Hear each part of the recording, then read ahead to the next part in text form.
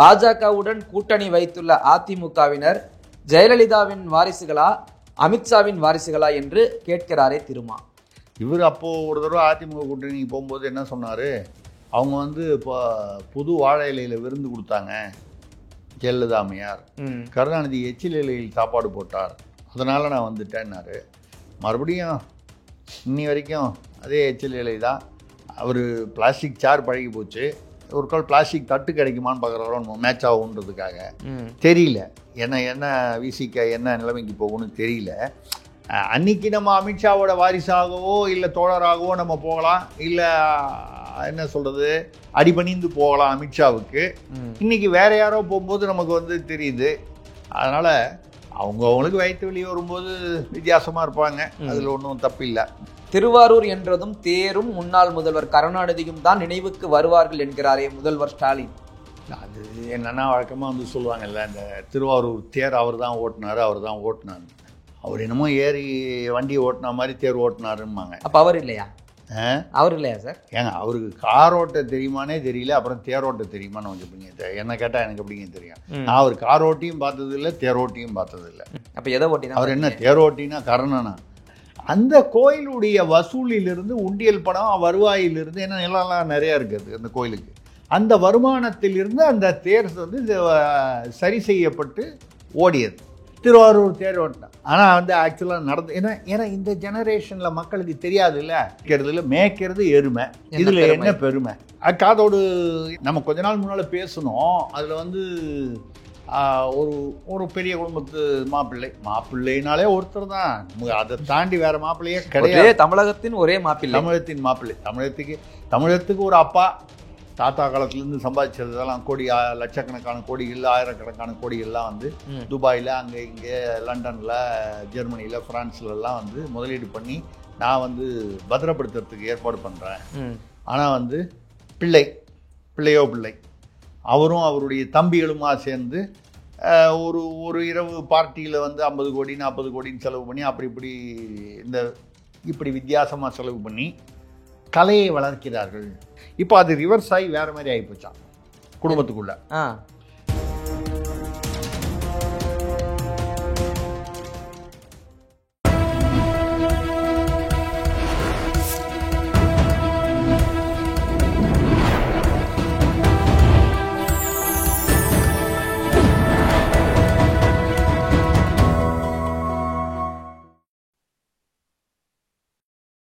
Channel 5 Tamil நேயர்களுக்கு வணக்கம்.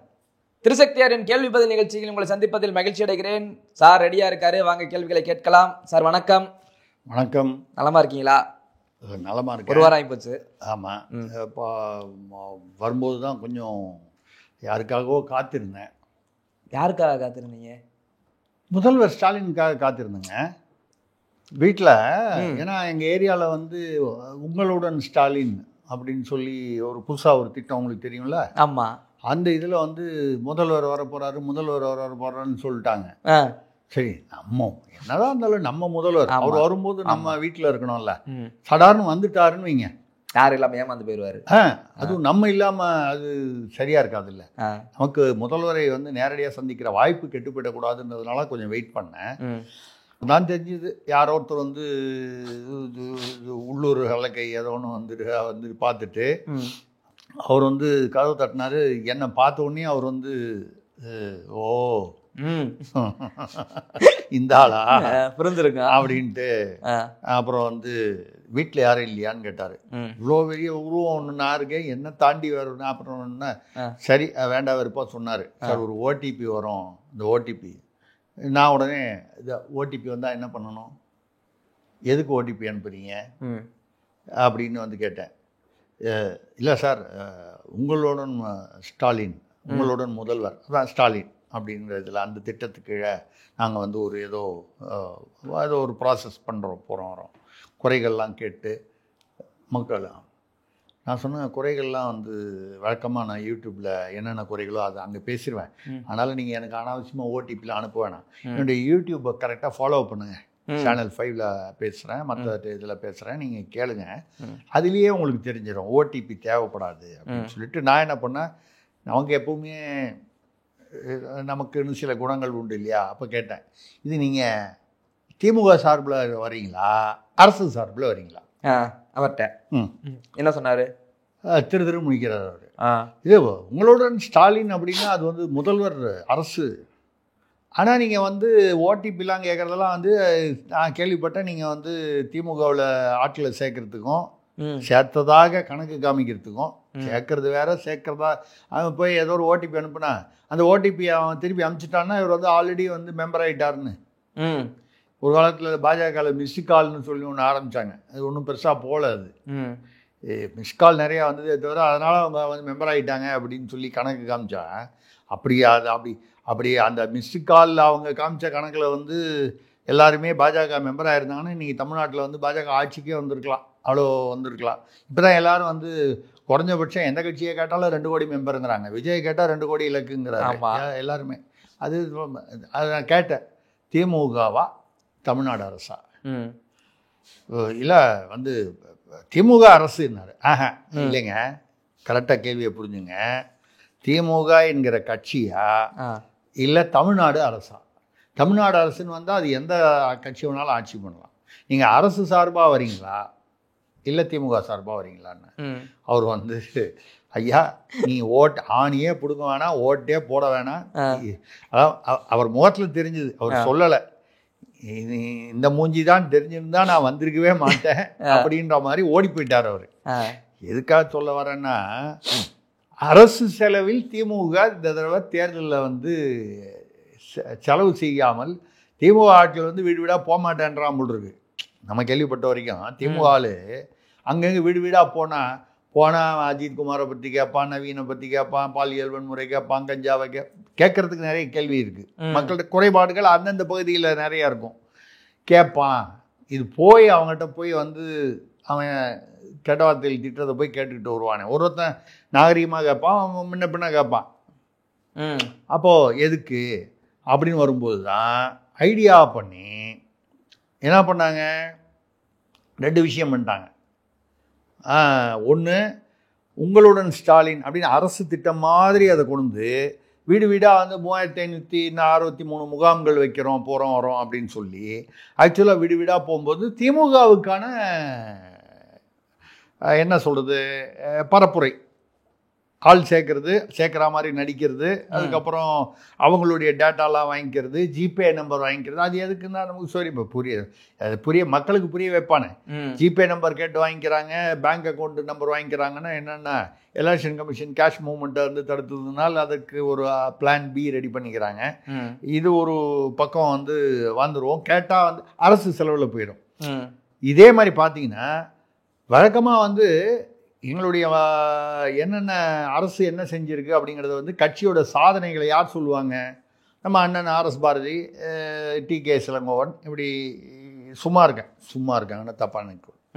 சும்மானா சும்மா இல்லை, சும்மா இருப்பதே சிவம்னு சொல்லியிருக்காங்க அந்த காலத்திலேயே நம்ம சங்க இலக்கியங்கள் நாயன்மார்கள்லாம். ஏன்னா சும்மா இருக்கிறதுங்கிறது ரொம்ப கஷ்டமான விஷயம். எதையுமே நினைக்காம சும்மா இருங்க, நினச்சோன்னா அதுவா இதுவா இது 100 வரும். அதனால் வந்து என்னென்னா வழக்கமாக திமுகலேருந்து செய்தி தொடர்பாளர் போடுவாங்க. முதல் முறையாக தமிழ்நாடு அரசு இந்தியாவிலேயே முதல் மாநிலமாக 4 IAS அதிகாரிகளை செய்தி தொடர்பாளர்களாக இந்த இதில் உங்களுக்கு ஏதாவது இருந்தால் இவங்களுக்கு ஆக அதில் ஒரு அருமையான அதிகாரி ராதாகிருஷ்ணனும் இருக்காரு. ஆமாம், ராதாகிருஷ்ணன் அதிமுக பிரிட்லையும் ஒரு நல்ல சிறப்பான இருந்தவர், இப்போவும் இருக்காரு. நேர்மையானவர்னு பெயர் பட்டவர் அவர் இருக்காரு. அமுதா இருக்காங்க, அவங்க நல்ல பேர். ககன் பேடி அவரும் வந்து அந்த மணல் கடத்தலாம் பிடிச்சவர். அதாவது 4 நேர்மையான அதிகாரிகள். இவங்க 4 பேர் தான் மொத்தம் தமிழ்நாட்டிலேயே நேர்மையான அதிகாரிகள். நான் சொல்லலை, தேர்ந்தெடுக்கப்பட்ட 4 பேரும் நேர்மையானவர்களாக தெரிகிறார்கள், நியாயம், அதாவது சிறப்பாக திறமையாக. இப்போ இவங்களை வந்து முன்னால் ஷோகேஸாக வச்சு திமுகவுடைய சாதனைகளை இவர்களை மூலமாக இப்போ பாருங்கள் 2 விஷயம். உங்களுடன் ஸ்டாலின் முதல்வருடைய திட்டம்னு சொல்லி திமுக வீடு வீடாக போகும்போது இது 2ஐயும் ஒரு மாதிரியாக லிங்க் பண்ணி திமுககாரன் போக மாட்டேங்கிறான், பயப்படுறான் வீடு வீடாக போகிறதுக்கு. அப்போ இப்போ அரசுலேருந்து நீங்கள் போகலாமா? தாசில்தாரை போக சொல்லலாமா? டெப்டி தாசில்தாரை போக சொல்லலாமா? விஏஓ போக சொல்லலாம்ல? அந்த பணியார் ரெவென்யூ டிபார்ட்மெண்ட் யாரோ அப்போ திமுகவில் வீடு வீடாக போவதற்கு இவர்கள் பயப்படுகிறார்கள், தொண்டர்கள் கொஞ்சம் தயங்குறாங்கும்போது அரசு தன்னுடைய பணியாளர்களை, அலுவலர்களை மட்டுமில்லாமல் முதல் முறையாக 4 IAS அதிகாரிகளை செய்தி தொடர்பாளர்கள் தமிழக அரசுக்கு. ஏங்க அந்தந்த மந்திரி என்ன ஆனாங்க? அந்தந்த செக்ரட்டரி, அதாவது துறை செயலர், இவங்க தானே அந்த துறைக்கு பதில் சொல்லணும். எதையுமே திமுக வித்தியாசமாக சிந்தனை பண்ணுவாங்க, விஞ்ஞானபூர்வமாக சிந்தனை பண்ணுவாங்க. அரசியல் விஞ்ஞானிகள் அவர்கள். அந்த வகையில் இது பண்ணிட்டாங்க.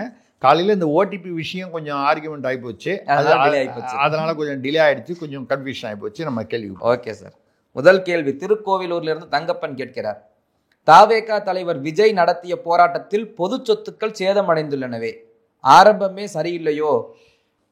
அவரே கேள்வி கேட்டு அவரே சொல்லிட்டாரு, நமக்கு ஒன்றும் வேலை வைக்கல அவர். அதுதான் உண்மை. அதாவது மொத்தம் 26 நிமிஷம் மீட்டிங்கு, அதில் 3 நிமிஷம் விஜய் பேசினார்.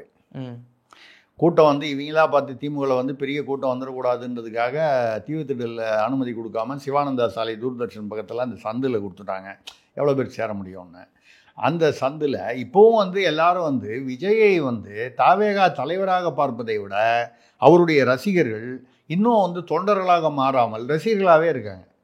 விஜயை பார்க்கணும், விஜயை பார்க்கணும். அந்த அந்த சினிமா நடிகர், அந்த ஸ்டார் வேல்யூ இருக்கு இல்லையா, அந்த இதில் முண்டி அடித்து ஏறி அந்த பேரிகேட் நடுவில் மீடியான் இருக்குது பாருங்கள், அருமையான அந்த அமைதியான சாலை. அந்த காலத்தில் தூர்தர்ஷனில் நான் நடிகராக இருக்கும்போதெல்லாம் அப்போலேருந்து இப்போ வரைக்கும் பார்த்தீங்கன்னா அமைதியாக இருக்கும், அந்த சாலை அழகாக இருக்கும். அதுக்காக மற்ற சாலையில் போய் சேதம் பண்ணலான்னு நான் சொல்லலை. இது அந்த மீடியன் நடுவில் மரமெல்லாம் வச்சு செடியெல்லாம் வச்சுருக்கோம், அது எல்லாத்தையும் நாசம் பண்ணியிருக்காங்க. அந்த ஃபோட்டோ வீடியோலாம் பார்த்தீங்கன்னா வைத்தறிச்சலாக இருக்குது. அதாவது விஜய் தன்னுடைய அவருடைய கண்ட்ரோலில் அவர் கட்சி இல்லை அப்படிங்கிறது.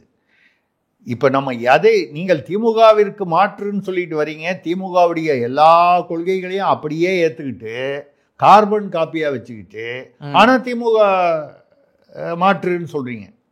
எதுக்கு மாற்றணும்? இதே கொள்கைகள்லாம் திமுகவே இருந்துட்டு போட்டோமே. அப்போது ஊழல் நீங்கள் சொல்வீங்க, அவங்க ஊழல்னு. இவங்க வந்தப்புறம் தானே ஊழலாக இல்லையான்றது தெரியும். யார் வந்தால் எந்த புது கட்சியாக இருந்தாலும் ஆட்சிக்கு வந்த பிறகு தான் ஊழலான்னு தெரியும். எல்லாருமே செந்தில் பாலாஜி ஊழலை பற்றி நீங்கள் அங்கே மாஃபியான்னு பேசிட்டு அவரை நீங்கள் தியாகின்னு சொல்கிறது, இதெல்லாம் ஆட்சி மாற்றம் வரும்போது தான் காட்சி மாற்றம் வருது. அந்த மாதிரி வரும்போது இப்படி எடுத்த உடனே இப்போ தான் முதல் போராட்டம். இதுக்கு முன்னால் பெருசாக அந்த பரந்தூரில் போனபோது கூட பரந்தூர் 8 கிலோமீட்டர் முன்னால் நிறுத்திட்டாங்க, வேன்மலை ஏறி நின்று பேசினார். அதில் வேறு ஒரு பெரிய ஒரு அறிவுபூர்வமாக ஒரு கருத்து சொன்னார். பரந்தூரில் எதுக்கு ஏர்போர்ட்டு, மெரினாவில் இடம் கூட பேசினோம், மெரினாவில் வச்சிடலான்னு சொன்னார். நல்ல வேலை, இந்த அடையாறு ஏரியாவில் வச்சிடலான்னு சொன்னால் எனக்கு நம்ம வீடு இடிச்சிருவாங்களோ, அது நான் பயந்தேன். அது தப்பிச்சுது, ரைட்டு. என்னன்னால் அந்த எடுத்த உடனே அதை ஏங்க விஜயுடைய பாதுகாப்புக்கு 4 பவுன்சர் 8 பவுன்சர் வச்சுக்கிறார். நான் என்ன சொல்கிறேன், பவுன்சர் வைக்கணும்னு சொல்லலை. நீங்கள் தன்னார்வலர்கள் வைத்து அதுக்குன்னு ஒரு மாணவர் அணி, இளைஞர் அணி, அட்வொகேட் அணி, டாக்டர் அணி, நர்ஸுகள் அணி, இப்படி எல்லா அணியும் வைக்கிறீங்கல்ல, வியாபாரிகள் அணி, இப்படி எல்லாம் கட்சியில் எல்லாம் வச்சுருக்காருல. யார் இருக்காங்க, எவ்வளோ பேர் இருக்காங்கன்னு தெரியாது, இருக்காங்கல்ல. அதை மாதிரி இதுக்குன்னு ஒரு அணி, ஒரு படைனா நான் தப்பான இதில் சொல்லலாம், ஒரு ஒழுங்குபடுத்தக்கூடிய ஒரு படை அணி பண்ணி இவங்க ஏதோ அந்த பேரிகேடெல்லாம் போட்டு இப்போ அவங்க அபராதம் விதிக்கிறேன்றாங்க அரசில். இல்லை, அதை நாங்களே கட்டிடுறோம்னு சொல்லியிருக்காங்க. ஆமாம், எங்களோட சொந்த செலவில். இது எவ்வளவு, அதாவது அது என்ன ஒரு சில லட்சங்கள் வரப்போகுது, அது ஒரு பெரிய விஷயம் இல்லை. அவர் ஒரு படத்துக்கு 100 கோடி ரூபா வாங்கினவர், அவருக்கு 500 கோடி ரூபா வெளிநாட்டிலேருந்து சேனலில் வருதுன்னு சொல்கிறாங்க. ஏதோ ஒரு மத சேனலில் வருதுன்றாங்க. வருதா வரலையா நமக்கு தெரியாது. எதுவாக இருந்தாலும் ஒரு சில லட்சங்கள் போவது ஒரு பெரிய விஷயம் இல்லை. ஒரு 1 லட்சமோ 2 லட்சமோ ஆகுதுன்னா கூட அது ஒரு பெரிய, இல்லை 5 லட்சம் ஆனால் கூட. ஆனால் இது எவ்வளோ பெரிய இமேஜ் செட்பேக்கு விஜய்க்கு. விஜயால் அவருடைய ரசிகர்களை கண்ட்ரோல் பண்ண முடியல. விஜயுடைய ரசிகர்கள் காட்டுத்தனமாக செயல்படுவார்கள். ரசிகர்கள் நம்ம சொல்வது இப்போ தொண்டர்கள், தாவேகா தொண்டர்கள் காட்டுத்தனமாக, காட்டுமிராண்டித்தனமாக அவர்கள் செயல்படுவார்கள் அப்படின்னு நான் சொல்லலை. அந்த இமேஜை அந்த போராட்டம் கிரியேட் பண்ணியிருக்கு. நல்லா ஞாபகப்படுத்தி பாருங்க. பாமக என்ற ஒரு கட்சி 35 வருஷமா ஆட்சிக்கு வர முடியாமல் இருப்பதற்கு காரணம் வந்து இதே காட்டுமிராண்டித்தனமான ஒரு செயல்பாடுன்னு ஆரம்பத்தில் அவங்க மரத்தெல்லாம் வெட்டி வெட்டி நடு ரோட்டில் போட்டுருவாங்க. அதை வன்னியர் சங்கமாக இருந்து கட்சியாக மாற்றின போது பார்த்தீங்கன்னா அந்த புதுசில் போராட்டம்ங்கிற பேரில் என்ன பண்ணுவாங்கன்னா சுற்றுச்சூழ்நிலையை பற்றி கொஞ்சம் கூட யோசனை பண்ணாமல் 30-40 வருஷம் வளர்ந்த மரத்தெல்லாம் வெட்டி நடு ரோட்டில் சாய்ச்சிடுவாங்க. அதை டிராஃபிக்கை பிளாக் பண்ணணும்னு. அந்த மரத்தை வந்து வளர்க்குறதுக்குள்ளே எவ்வளோ வருஷம், ஒரு தலைமுறையாவது அதை வெட்டி போட்டுருவாங்க. அதனாலேயே அதுக்கு மரம் வெட்டி கட்சினே அப்போ பேர் இருந்தது. எதுக்காக சொல்லணும்னா அதை முதல்ல வரும்பொழுது அந்த வன்முறை இமேஜ்னு மனசில் பூந்துருச்சுன்னு வைங்க. 35 வருஷமாக பாமக பல விஷயங்களில் சிறப்பான திட்டங்கள், சிறப்பான கருத்துக்கள் கொண்டிருந்தாலும் நம்ம கூட பேசியிருக்கோம். நிழல் பட்ஜெட்டு,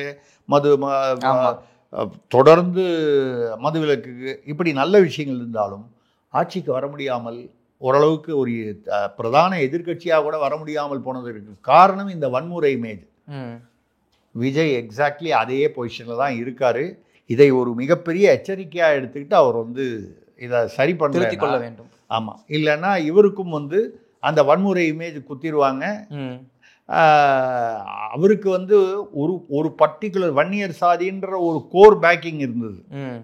வன்முறையாக அதெல்லாம் தாண்டி ஒரு சாதி இருந்தது. இவருக்கு அப்படி இல்லை. எல்லா சாதிகளும் விஜயுடைய ரசிகர்கள் இருக்காங்க, தொண்டர்கள், அதுலேருந்து ரசிகர்கள் தொண்டர்களாக மாறலாம். அப்போ அந்த அட்வான்டேஜும் இவருக்கு இல்லை. ஆகா ஓகோ இவர் வந்து 3ஆவதாக வருவார், பெரிதாக வருவார், 20% வாங்குவார்லாம் போக ஃபிசில் அவுட் ஆகிறதுக்கு, ஃப்ளாப் ஆகிறதுக்கு இந்த வன்முறை இமேஜ் காரணமாகிவிடக்கூடாது என்ற நல்ல எண்ணத்தில் சொல்கிறோம்.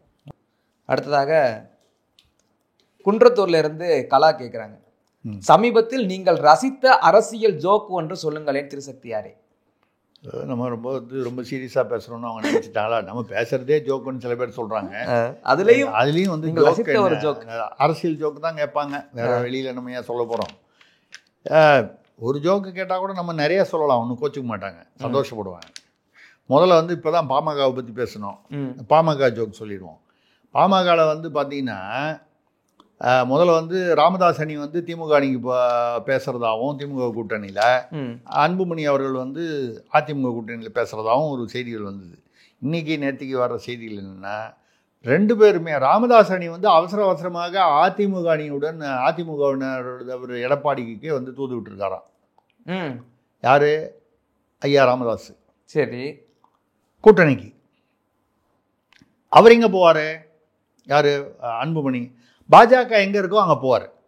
ஏன்னா அவரே சொல்லும்போதே சிலர்டா நான் வந்து அந்த தேர்தலெல்லாம் வந்துப்பா எவ்வளோ ஹெல்ப் பண்ணியிருக்கேன், பாமக வந்து பாஜகவுக்கு ஹெல்ப் பண்ணியிருக்கு, போயிருக்கு, வந்திருக்கு. 2வது அவர் மத்திய மந்திரியாளாக இருந்திருக்காரு. அவரும் அதிமுக தான் போனன்னு விருப்பப்படுறாரு. அவர் திமுக பக்கம் வரவே மாட்டார் அன்புமணி.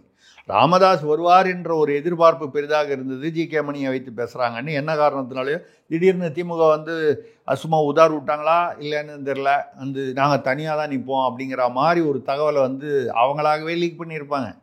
அது எதுக்குன்னா திருமாவளவன் காங்கிரஸ் எல்லாம் அங்கங்கே போய் விஜய்கிட்டையும் வெளியிலையும் பேசிகிட்டு இருக்காங்கன்னு சொல்கிறாங்க இல்லையா? அப்போ அவங்களுக்கு பயமுறுத்தணுன்னா, நீங்கள் என்ன பயமுறுத்துறதுக்கு அதிகமான சீட்டு பேரத்துக்காக போய் பயமுறுத்துறீங்களா? அங்கங்கே பேசி இப்போ நான் பயமுறுத்துகிறோம் பாருங்கள், நாங்கள் தனியாக நிற்கிறோம், எங்களுக்கு கூட்டணியாக வேணாம் அப்படின்னா, அண்ணா கோச்சிக்காதீங்கண்ணே, அண்ணே கோச்சிக்காதீங்கண்ணே அப்படின்னு சொல்லிட்டு சேரே தரலன்னா கூட தரையில் உட்காந்தாவது பேசிடலான்னு வந்து வருவாங்கல்ல. உங்களுக்கு இது சும்மா ஒரு பதில் பில்டப்பாக இருக்கலாம்.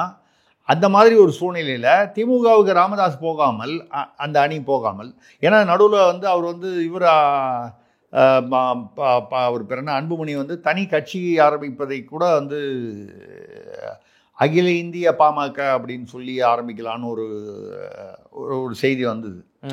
அது திமுகலேருந்து அகில இந்திய அதிமுகன்னு ஆரம்பித்து அப்புறம் அகில இந்திய அதிமுக, ஏன்னா அதிமுகன்னா வேறு 2 பேர் ஆரம்பித்தாங்க, அதுக்காக வந்தது இல்லையா, அஇஅதிமுகன்னு வந்தது. அப்படி தான் எல்லாம் இது புதுசாக கட்சி ஆரம்பிக்கிறதுங்கிறது அவ்வளவு, இப்போ ஆரம்பித்து இந்த தேர்தலை சந்திக்கிறதுங்கிறது அவ்வளவு சாதாரண விஷயம் இல்லை.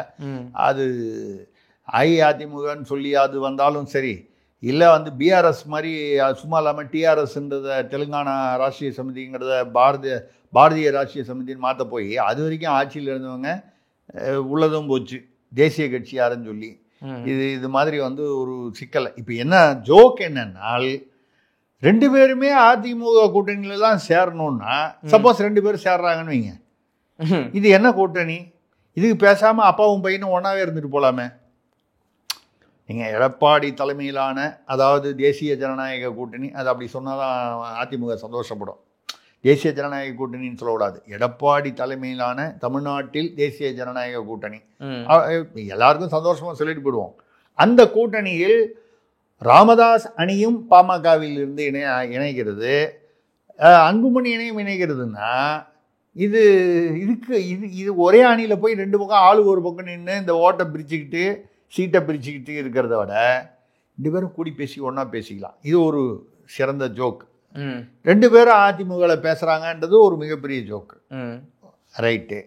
நார்மலாக உங்களுக்கு தமிழ்நாட்டில் பார்த்தீங்கன்னா இப்போது பாமக அந்த பக்கம் பேசினா வேல்முருகன் இங்கே பேசுவார், பாமக வந்தால் விசிகா இருக்காது, இப்படி சில ஈக்குவேஷன்ஸ் இருக்கும். இதெல்லாம் தாண்டி இது ஒரு ஜோக்கு.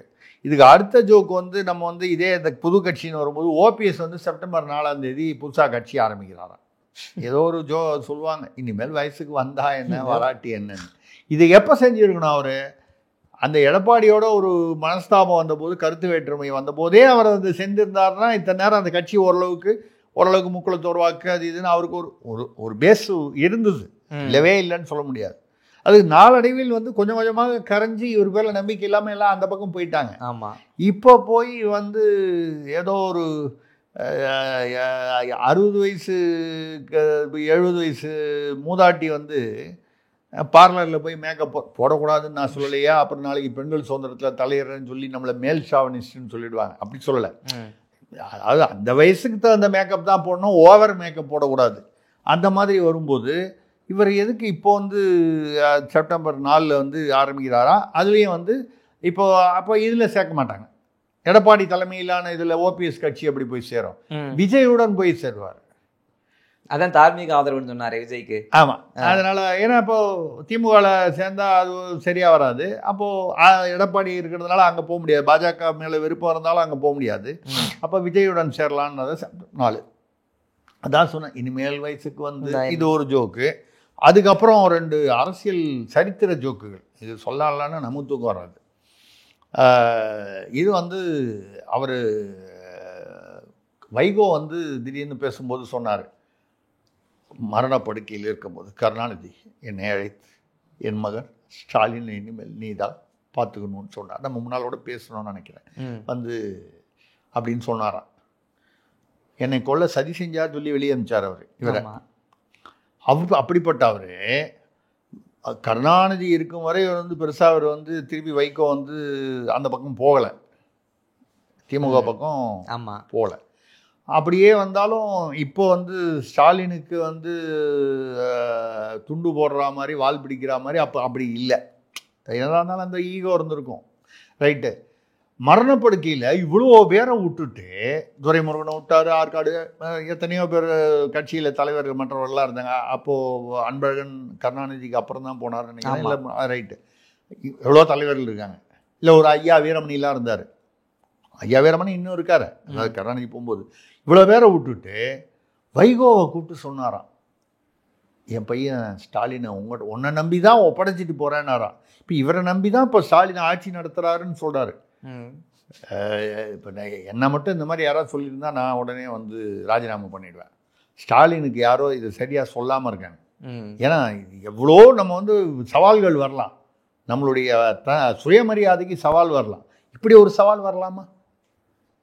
வைகோவை நம்பி தான் வந்து ஸ்டாலினை விட்டுட்டு போனார். அப்போ இன்றைக்கி ஸ்டாலின் இருக்கிற நிலைக்கு வைகோ தான் காரணம்னு வைகோ சொல்கிறாரு. இதை கேட்டுட்டு நம்ம வந்து ஆட்சியில் இருக்கணுமா இப்படிங்கிற ஒரு ஜோக்கு. இந்த ஜோக்கு முடியறதுக்கு முன்னால் இன்றைக்கி பெருந்தலைவர் காமராஜருடைய பிறந்தநாள். இன்றைக்கி அவருடைய நினைவுக்கு அஞ்சலி செலுத்துவோம். பார்த்தேன் வரும்போது காமராஜ் மண்டபம் தான், காந்தி மண்டபம் அது உள்ளே தானே. அதில் பார்த்தா எல்லாத்தையும் ரொம்ப ஆச்சரியமாக வந்து விசிகா கட்சியிலேருந்து பிறந்தநாளுக்கு வாழ்த்து தெரிவிக்கிறதுக்காக யாருக்கு? காமராஜருக்கு. புரியுதுங்களா அரசியல் எப்படி போகுதுன்னு? சும்மா ஒரு 50 பேர் இருப்பாங்க, கொடி வச்சுட்டு நிற்கிறாங்க. தாண்டி வரும்போது இங்கே வரும்போது அது காமராஜருக்கு அஞ்சலி செலுத்துறது, பிறந்தநாள் அஞ்சலி செலுத்துறது ஒன்றும் தவறில்லை. விசிகா உட்பட யார் செலுத்தினாலும் தவறில்லை. திடீர்னு விசிகாவுக்கு இந்த வருஷம் தேர்தல் வரும்போது இந்த எண்ணம். இப்போ திருமாவளவன் பார்த்திங்கன்னா கோயிலாக அலையிறார். நேற்று ஏதோ ஒரு கோயிலுக்கு போயிருக்கார், ஏதோ ஒரு ஒரு ஊரில் கோயிலுக்கு போயிருக்காரு. இப்படி ஊராக கோயிலுக்கு போயிடுறாரு. அதுக்கப்புறம் வந்து மற்ற சமயத்துலலாம் வந்து கோயிலில் தான் வந்து ஆபாசமாக சிலை இருக்குன்றார். அப்போ என்ன அவர் என்ன ஆபாசமாக சிலை இருக்கிற கோயிலெலாம் போகிறாருன்னா அதுக்கு வீட்டில் உட்காந்து ப்ளூ ஃபிலிம் பார்த்து இல்லாமல் திருமாவளவன் எவ்வளோ வீடியோ வருது. ஒரே ஒன்று நீங்கள் தெரியாதனமாக ஒன்று அழுத்திட்டிங்கன்னா அப்புறம் வந்துக்கிட்டே இருக்கும். இல்லை நான் வந்து கோயில் ஆபாசம்னு சொல்லலை, இப்படி சொன்னவர் தானே. ஏன் அதுதான் ப்ளூ ஃபிலிம்னு கிட்டத்தட்ட சொல்லிட்டீங்களா, அப்புறம் ஏன் அங்கே அடிக்கடி போகிறீங்க ஓட்டுக்காக, அதுவும் தேர்தல் வரும்போது. அது மாதிரி இப்போ வந்து காமராஜருக்கு இருக்காங்க. இந்த திருச்சி சிவான்னு ஒருத்தர் இருக்கார், கேள்விப்பட்டிருக்கீங்களா? துணை பொதுச் செயலாளர். ஆமாம், திமுக. நான் அவர் கூட இப்போ கொஞ்சம் ஏதோ ஒரு பயணத்துலலாம் பக்கத்தில் உட்காந்து வந்திருக்காரு. அதான் படித்த ஒரு விஷயம் தெரிஞ்சவர். அதான் அரசியல்னு வரும்போது இந்த மாதிரி அபத்தமாக பேசுகிறதுங்க. காமராஜர் வந்து மரணப்படுக்கை அப்போது கருணாநிதியை கூப்பிட்டு சொன்னாராம், நீங்கள் தான் ஜனநாயக பாதுகாவலர். சாகும் தருவாயில் அவர் கையை பிடிச்சிட்டு சொல்லிட்டே அப்படியே செத்து போயிட்டாராம். நீங்கள் அதை தப்பாக நினச்சிக்காதீங்க. யாரு? காமராஜர்.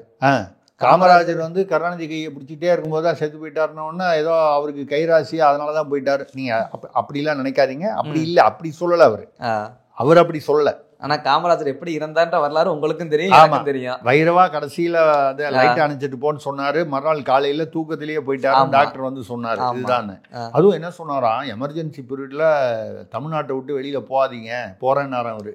இங்கே ஆந்திராவோ எங்கேயோ அங்கே போனீங்கன்னா அவங்கள கைது பண்ணிடுவாங்க, போகாதீங்க. இங்கன்னா நான் உங்களுக்கு வந்து அப்போ அவர் முதல்வராக இருக்கும்போது பாதுகாப்பு என்னால் கொடுக்க முடியும், போகாதீர்கள் அப்படின்னு சொல்லி இவரோட உயிரை காப்பாற்றிட்டாராம். யார்? காமராஜர் உயிரை. யார்? கருணாநிதி. அதை மனசில் வச்சுக்கிட்டு சாகும்போது அவர் கூப்பிட்டு நீங்கள் தான் ஜனநாயக பாதுகாவலர் அப்படின்னு. கருணாநிதியை எந்திரிச்சு வந்து சொல்ல போகிறதில்ல, ஆமாம் இல்லைன்னு. காமராஜர் நிச்சயமாக சொல்ல போகிறதில்லை. இப்படி ஒரு ஜோக்கு இது வந்து இதெல்லாம் தான் அரசியல் ஜோக்கு. இதெல்லாம் நம்ம அப்படியே என்ஜாய் பண்ணிட்டு போனோம்.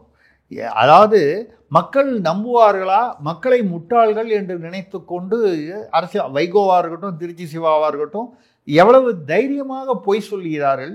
அப்படி சொல்லி அசிங்கப்படுத்திக்கிறாங்க. ரைட்டு, அந்த ஜோக்கோட அடுத்தது போயிடும். ஜோக்கெல்லாம் எனக்கு அருமையாக வரிசையாக வந்துருச்சு ஜோக். ஆமாம். அடுத்ததாக திருவண்ணாமலையிலிருந்து எஸ்கே கோவிந்தசாமி கேட்குறாங்க, மகளிர் சுய உதவி குழுக்களுக்கு இலவச மாடுகள் வழங்க திமுக அரசு திட்டம் என்று அறநிலையத்துறை அமைச்சர் சேகர் பாபு சொல்கிறாரே. மகளிர் இலவச மாடுகள் கொஞ்ச நாள் முன்னால் திருச்செந்தூரில் 5309 மாடு காணாமல் போச்சுன்னு சொன்னாங்களே, உங்களுக்கு அந்த செய்தி ஞாபகம் வருதா? இல்லை, இந்த செய்திக்கும் நீங்கள் கேட்ட கேள்விக்கும் தொடர்பு படுத்தணும்னு அவசியம் இல்லை. இந்த மாடுன்னு சொன்னோன்னே எனக்கு அது ஞாபகம் வந்தது. அங்கே 5309 மாடு காணாமல் போச்சு. இப்போது மகளிர் சுய உதவி குழுக்களுக்கு அது கொடுக்குறாங்கன்னு. என்ன நான் சரி அப்படியே கொடுத்தாலும் வந்து என்னை பொறுத்த வரைக்கும் தவறில்லைன்னு எடுத்துப்போம். ஒரு கோயிலில் சும்மா வந்து வச்சுருக்கிற மாடை வந்து மக்களுக்கு கொடுத்து அதனால் அவங்க பயன்பெறணும்னு. ஆனால் தயவு பண்ணி இது சொன்னது வந்து யார் சொல்லியிருக்கா? சேகர்பாபு ஐயாவா? ஆமாம், அறநிலையத்துறை. அது சொன்னால் கரெக்டாக தான் இருக்கும். அவர் தானே ஆளினால் அழகுராஜா அவர் தான். அதனால் வந்து தயவு பண்ணி மக்கள்கிட்ட சொல்லும்போது நீங்கள் வந்து இதன் மூலமாக பால் கறந்து இந்த மாடு வந்து உங்களுக்கு வந்து கன்றுகள் போட்டு அதன் மூலமாக தமிழ்நாடு வந்து இந்தியாவிலேயே முதல் மாநிலமாக இருக்குன்னு சொல்லிட்டு சுயமகளிர் உதவி குழுவுக்கு காளமாடாக கொடுத்துடாதீங்கய்யா, பால் கறக்கும், நல்லா ஒரு நாளைக்கு 2 படி பால் கறக்கும்னு சொல்லி செஞ்சாலும் செய்வாங்க. காளமாட்டை கொடுத்துட்டு அம்மா ஒரு நாளைக்கு 2 படி பால் கறக்கும், 4 கண்ணுக்குட்டி போடும், உங்களுக்கு அது வந்து பயன்பெறும் அப்படின்னு சொல்லி காளமாட்டை கொடுத்துருவாங்க. அவங்க குனிஞ்சும் பார்க்க மாட்டாங்க, நிமிர்ந்தும் பார்க்க மாட்டாங்க. நான் சொல்கிறது உங்களுக்கு புரியும். அப்படி காளமாடு எது பசுமாடு எதுன்னு தெரியாத கூட வந்து பண்ணிவிடுவாங்க, இல்லை தெரிஞ்சு கூட பண்ணிவிடுவாங்க. மக்களுக்கு வந்து போனதுக்கப்புறம் தான் காளமாட்டை வச்சுக்கிட்டு எப்படி பால் கறக்கிறது அப்படின்னு இது இப்படியா நடந்துட போகுது. சரி, பட் இருந்தாலும் ஒரு மக்களுக்கு பயன்படும் திட்டமாக அது திருச்செந்தூர் மாடுகளாக இருந்தாலும் சரி, இல்லை வேறு மாடுகளாக இருந்தாலும் சரி, நல்ல திட்டம், அருமையான திட்டம். அடுத்ததாக சேலத்திலிருந்து மேகநாதன் கேட்கிறார், தரமற்ற சாலைகளால் ஏற்படும் நிதி இழப்பை சம்பந்தப்பட்ட அதிகாரிகள் கான்ட்ராக்டர்களிடம் வசூல் செய்ய வேண்டும் என்கிறதே உயர்நீதிமன்றம். இது சாத்தியமா? கிழிஞ்சது கோவிந்தன் லுங்கி. கோவிந்தன் லுங்கியா அப்படின்னு ஒரு பழமொழி ஊர் பக்கம் சொல்லுவாங்க. ஏங்க, தரமற்ற சாலைகள், தரமற்ற கட்டிடம், தரமற்ற பள்ளிக்கூடம், இதுக்கெல்லாம் வந்து அந்தந்த அதிகாரிகள் கான்ட்ராக்டர்கிட்ட வசூல் பண்ண ஆரம்பிச்சா எந்த அதிகாரிக்கும் அலுவலருக்கும் சம்பளமே மிஞ்சாது. கான்ட்ராக்டருக்கு அவன் போட்ட காசெல்லாம் விட அதிகமாக வந்து தண்டனையோ பெனால்ட்டி அபராதமோ வரும். அதாவது உயர்நீதிமன்றம் சொல்வது வந்து அப்போவாவது இப்படி சொன்னாலாவது பயப்படுறாங்களான்றதுக்காக சொல்கிறாங்க. அதை நம்ம வரவேற்கிறோம், பாராட்டுறோம். ஆனால் நடைமுறையில் இது சாத்தியம் இல்லை. அது 100ல் நீங்கள் வந்து ஒரு 10 பேர் வந்து தரமற்றதாக போட்டான்னு வச்சுங்க, நீங்கள் அவனை பயமுறுத்தலாம். 100ல் 95 பேர் வந்து தரமற்றது தான் போடுறான். ஏன்னா அவன் வந்து ஊழல், மோசடி, அது அந்த நெக்ஸஸ்ன்னு சொல்லுவாங்க, அந்த அரசியல்வாதிகளுடன் தொடர்பு, அதிகாரிகள் ஊழல் அப்படிங்க இருக்கும்பொழுது இந்த நீதிமன்ற பயமுறுத்தலுக்கெல்லாம் இவங்கெல்லாம் பயப்பட மாட்டாங்க. அது தாண்டி இருக்கு. நீங்கள் அதாவது போலீஸ்காரரை வச்சு கூட்டத்தை அடக்கணுன்னா 5 பேர் போலீஸ்காரர்கள் சேர்ந்து 5000 பேர் அடக்கணுன்னா முடியுமா? அது மாதிரி தான் நீதிமன்றம். நான் வந்து நீதிமன்றத்தை வந்து ஏதோ திறமை இல்லை, அதுக்கு வந்து இது இல்லை, இப்போ அதிகாரம் இல்லைன்னு சொல்லலை. ஆனால் நீங்கள் இப்போ கூட ஐஏஎஸ் ஆஃபீஸர் 5 பேரெல்லாம் கூட நேராக வர சொல்லி அந்த ஒரு கோயில் நிலத்தை வந்து ஒரு கிறிஸ்தவ பள்ளிக்கு கொடுத்தது வந்து எடுக்கலன்னு வர சொன்னாங்க. வந்து என்ன பண்ணாங்க? நீங்கள் வர சொன்ன வரைக்கும் பயமுறுத்திட்டீங்க, கரெக்டு, நான் குறை சொல்லலை, பாராட்டுறேன். இந்த அளவுக்கு அவங்கள வர சொன்னால் ஒரு பயம் வரும் தான் அந்த ஐஏஎஸ் அதிகாரிகளுக்கு. வந்தவொடனே என்ன பண்ணாங்க? ஒரு மன்னிப்பு கடிதம் கொடுத்துட்டு போயிட்டாங்க. மன்னிப்பு கடிதம் கொடுத்துட்டு மறுபடியும் அதை நாங்கள் வந்து அதை மாற்று கட்டடம் கொடுத்தோம். அந்த மாற்று கட்டடம் வந்து அவங்க ஒத்துக்கல, அந்த பள்ளிக்கூடத்தில் அது ரொம்ப தள்ளி இருக்குது, 30 கிலோமீட்டர்னு. பக்கத்துலேயே வந்து நாங்கள் வேறு இடம் பார்த்துக்கிட்டு இருக்கோம். சரி, உங்களுக்கு இன்னும் ஒரு 6 மாதம் டைம். இந்த 6 மாதத்துக்குள்ள அந்த நீதிபதி மாறிடுவார். அது இன்னும் 2 வருஷம், அதுக்கு எலெக்ஷன் வந்துடும், இதுக்கப்புறம் ஓடிடும். அதாவது மக்களை எப்படி ஏமாற்ற வேண்டும் என்று அரசியல்வாதிகள் நன்றாக தெரிந்து வைத்திருக்கிறார்கள், அதிகாரிகள் தெரிந்து வைத்திருக்கிறார்கள். நான் சொல்கிறது ஊழலான அதிகாரிகள், நேர்மையான அதிகாரிகளை பற்றி பேசலை. அதே மாதிரி நீதிமன்றங்களை எப்படி டேக்கிள் பண்ணணும், ஒன்று அப்படி டேக்கிள் பண்ணணும் வேறு வழக்கமான ரூட்டில். நேர்மையான நீதிபதிகள்னால் அதை வேறு மாதிரி ட்ராக் பண்ணி இழுத்து அந்த நீதிபதி மாறுற வரைக்கும் வெயிட் பண்ணி இது வந்து அதாவது இவர்களுடைய நீதிமன்றத்துடைய தீர்ப்பு வரவேற்கத்தக்கது, நடைமுறையில் சாத்தியமில்லை. எவ்வளோ பேர் சம்பளத்தை பிடிப்பீங்க நீங்கள்? இன்ஃபேக்ட் அந்த மாதிரி பிடிக்க முடிஞ்சதுன்னு வைங்க, தமிழ்நாடு அரசுக்கு வந்து ரொம்ப செலவு மிச்சம். யாருக்குமே 3/4 பேருக்கு சம்பளம் கொடுக்க வேண்டியதில்லை. இது நடக்கக்கூடிய காரியம் இல்லை. அடுத்ததாக ஆம்பூரிலிருந்து காதர் மொய்தீன் கேட்கிறார், கோவை உக்கடத்தில் திமுக அதிமுக பேனர் மோதலின் போது எஸ்ஐயின் சட்டையை கலற்றி விடுவேன் என்று மிரட்டிய திமுக நிர்வாகி பற்றி உங்களுடைய கருத்து என்ன? அது வெளியில் வந்துருச்சு. இந்த காவல்துறையுடைய அத்துமீறல்கள் வந்து ஏற்கனவே அஜித்குமார் மேட்ரு ஒன்று வந்தது, இப்போ நவீன் பொல்லினி ஒன்று வந்திருக்கு, பார்த்தீங்க இல்லையா? 45 கோடி ரூபா வந்து ஒரு திருமலா பால் நிலையத்தில் வந்து அவர் கையாடல் பண்ணிட்டாருன்னு சொல்லி அது எஃப்ஐஆரே போடாமல் அவர் டிசி பாண்டியராஜன் வந்து விசாரித்து, அவரும் அந்த இன்ஸ்பெக்டருமாக அவர் வந்து என்னை கைது பண்ணக்கூடாதுன்னு சொல்லி கோர்ட்டில் ஆர்டர் வாங்கிட்டார். ஆனால் திடீர்னு கை பின்னால் வச்சு பின்பக்கமாக கட்டப்பட்ட கைகளுடன் தூக்கில் தொங்குகிறார். அது எப்படி தொங்க முடியும்? விஞ்ஞான ரீதியாக ஏதாவது அந்த மாதிரி ஏதாவது திராவிட மாடலில் அவர் ஏதாவது புதுசாக கண்டுபிடிச்சிருந்தா தான் அப்படி தொங்க முடியும். அந்த குடிசை, அந்த ஓலை குடிசை பின்னால், அந்த வீடு கட்டுற பின்னால் அந்த அதில் தொங்குறாரு. எந்த சேர் டேபிள் எதுவுமே அங்கே இல்லை. இது இப்படிலாம் அதெல்லாம் என்ன? காவல்துறை அந்த டிசியை வந்து பாண்டியராஜன் வந்து அவர் ஏற்கனவே பல சர்ச்சைகளில் சிக்கினவர்.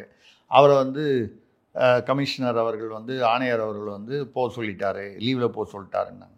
அதுதான் தண்டனை, லீவில் போக சொல்கிறது தானே. அந்த இன்ஸ்பெக்டரை வந்து காத்திருப்போர் பட்டியலில். இப்படி இது ஒரு பக்கம் இருக்குது அத்துமீறல்கள். இன்னொரு பக்கம் பார்த்தீங்கன்னா அவன் தப்பித்தவரி தைரியம் ஒன்றும் இல்லை. அதிமுக 2 பேரும் பக்கத்தில் பேனர் வச்சுட்டாங்க, அதில் ஏதோ போய் பஞ்சாயத்து பண்ண போயிருக்கான். அது எப்படி அதிமுக பேனர் வைக்கிற வரைக்கும் வேடிக்கை பார்த்துட்டு இருந்தேன். அப்போ என்னவா இருக்கணும்? அந்த எஸ்ஐயோ இன்ஸ்பெக்டரோ திமுகவுடைய நிர்வாகியாக இருக்கணும்னு எதிர்பார்க்குறாங்க. திமுக பேனர் அந்த இடத்துல வைக்கலாம், அது நீதிமன்ற உத்தரவு மீறி. ஆனால் அதிமுக பேனர் வைக்கக்கூடாது. இதை யார் பாதுகாக்கணும்? திமுக பேனரை அதிமுக வராமல் பார்த்துக்கணும். அதிமுகவை அது எந்த கட்சிங்கிறது இல்லை. நான் ஒரு நியாயத்து. அப்போது நீங்கள் சட்டையை கழட்டி விடுவேன் அப்படின்னு வந்து மிரட்ட வேண்டிய அவசியம் இல்லை. திமுக நிர்வாகி யாரோ அப்பாஸ்ன்னு ஒருத்தர், நீங்கள் சட்டையை கழட்டி விடுவேன்லாம் சொல்ல வேணாம். அவங்க என்ன சொல்கிறாங்கன்னா, நீங்கள் சட்டையை கழட்டி விடுவேன்னு சொல்லி அவர் பேரில் வந்து ஆக்ஷன் எடுக்கணும்லாம் மக்கள் அங்கே போய் ஆணையத்தை கேட்டிருக்காங்க. கோயம்புத்தூர் ஆணையர் வந்து அந்த இவர் புகார் கொடுத்துருக்காரு, அந்த எஸ்ஐ சம்மந்தப்பட்டவர், என்னை வந்து கொலை மிரட்டல் விடுத்தாங்க, சட்டையை கட்டிடுவேன்னா பதவியை விட்டு தூக்கிடுவேன்னாங்க. அவர் எழுத்து மூலமாக புகார்லாம் கொடுக்காதேன்ட்டார். அதுக்கப்புறம் அவர் மேலிடத்துக்கு பதில் சொல்லணும்ல.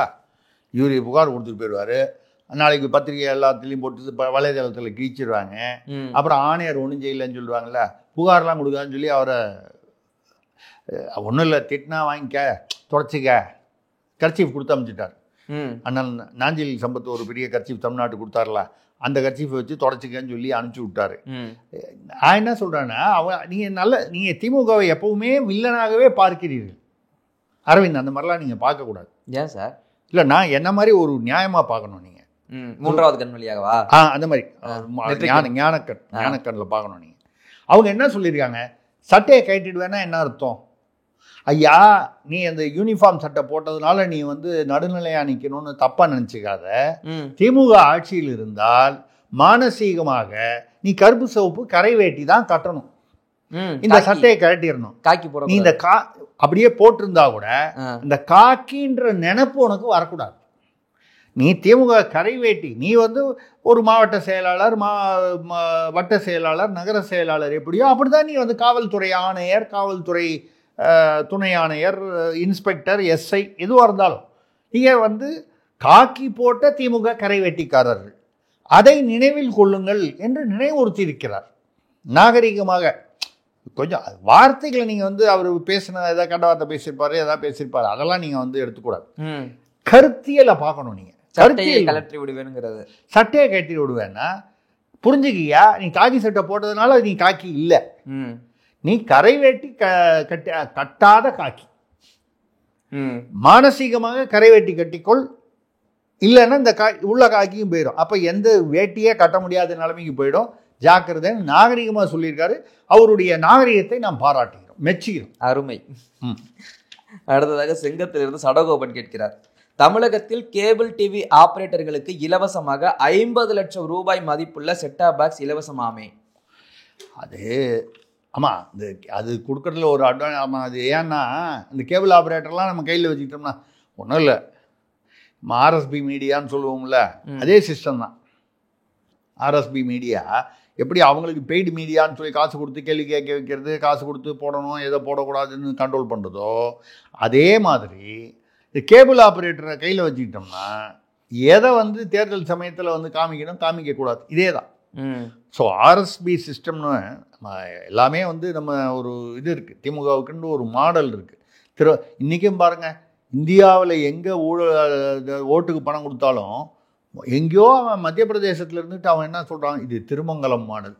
திருமங்கலம்ங்கிற ஊரை, மதுரை திருமங்கலத்து ஊரை ஃபேமஸ் ஆக்குனது யார்? திராவிடம் தானே. இல்லைன்னா திருமங்கலம் மத்திய பிரதேஷ்லேயே உத்தரப்பிரதேஷ்லேயே யாருக்கா தெரியுமா? தமிழ்நாட்டை சர்வதேச அளவில் கொண்டு போயிருக்கிறது திமுக.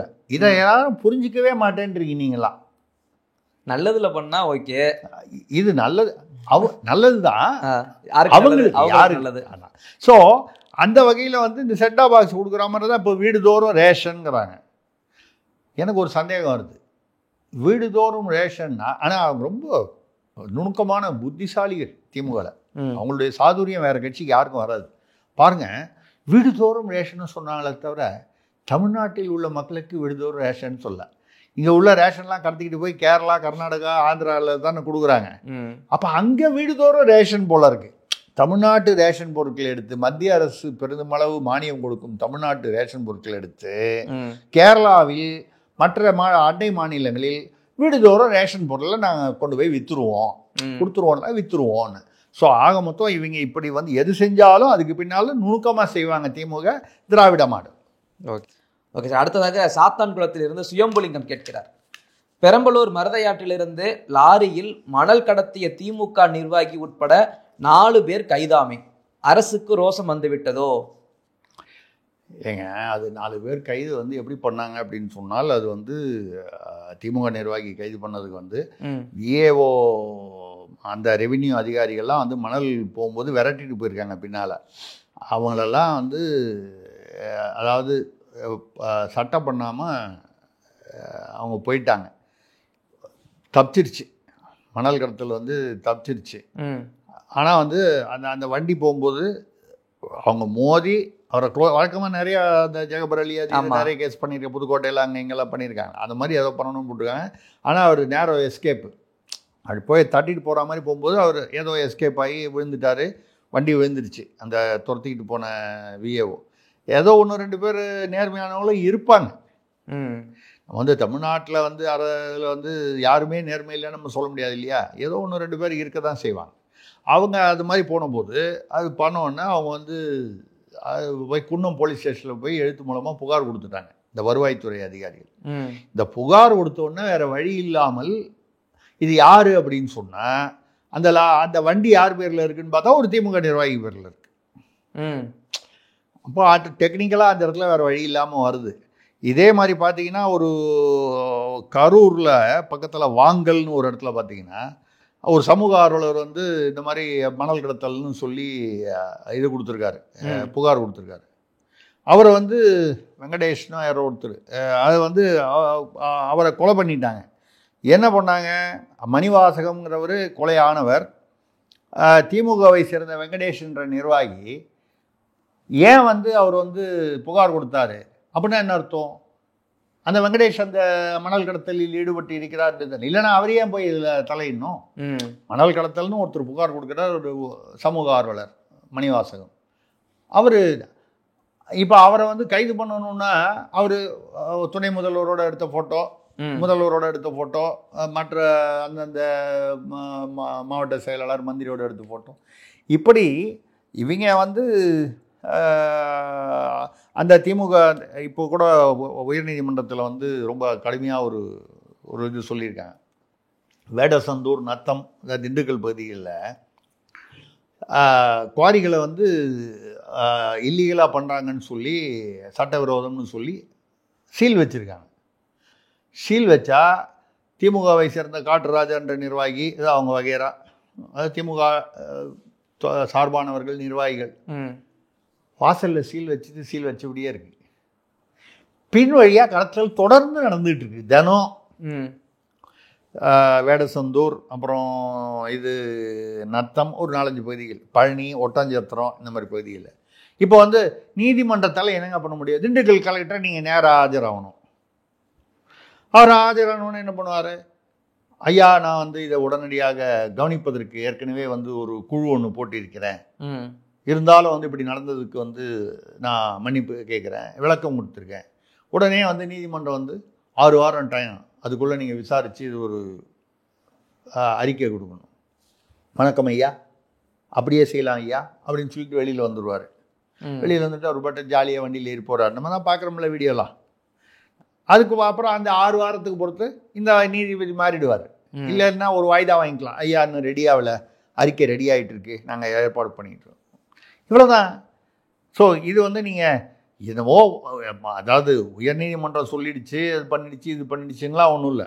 எத்தனை உயர்நீதிமன்றங்கள் உச்ச நீதிமன்றங்கள் சொன்னாலும் அதை எப்படி டேக்கிள் பண்ணணும்னு தெரிஞ்ச வரைக்கும் திராவிட மாடலுக்கு வந்து தெரியும். அப்படிங்கும்போது இதெல்லாம் ஒரு பெரிய பொருட்டு இல்லை.